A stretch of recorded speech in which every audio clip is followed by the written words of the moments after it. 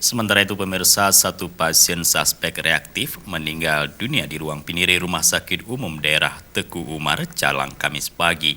Pasien tersebut merupakan pasien pertama yang dirawat di ruang pinire rumah sakit tersebut.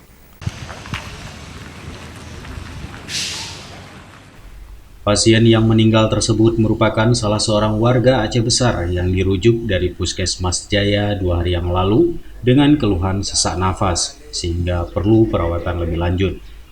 Pasien atas nama RS 57 tahun setelah dilakukan rapid test sesuai hasil lab menunjukkan suspek reaktif dan selanjutnya pasien dirawat di ruang pinire rumah sakit setempat. Setelah 2 hari dirawat, pasien meninggal dunia sebelum keluar hasil PCR dari Balitbangkes Aceh.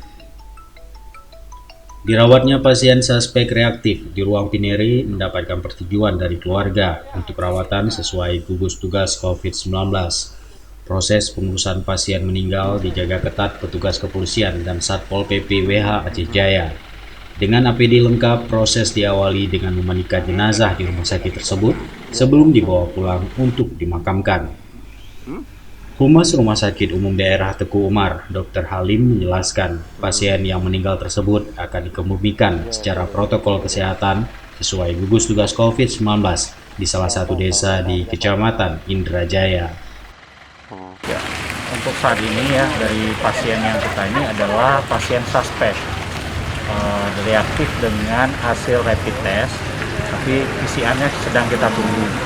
Jadi semua pasien yang sesuai prosedur bila di rapid test ternyata hasilnya reaktif, maka kita prosedurnya sesuai SOP rumah sakit, kita mengarahkan pasien sementara untuk dirawat di PNRI dan keluarga setuju untuk dirawat. Jadi pasien ini masih suspek. Ya. Pihak rumah sakit mengharapkan agar masyarakat tidak panik dan tidak menyebarkan informasi hoax atas meninggal dunia salah satu pasien di ruang pinire. Dirinya juga menyampaikan pasien tersebut belum tentu pasien positif COVID-19 karena hasil tes PCR belum keluar dari Balitbangkes Aceh yang menentukan status pasien tersebut.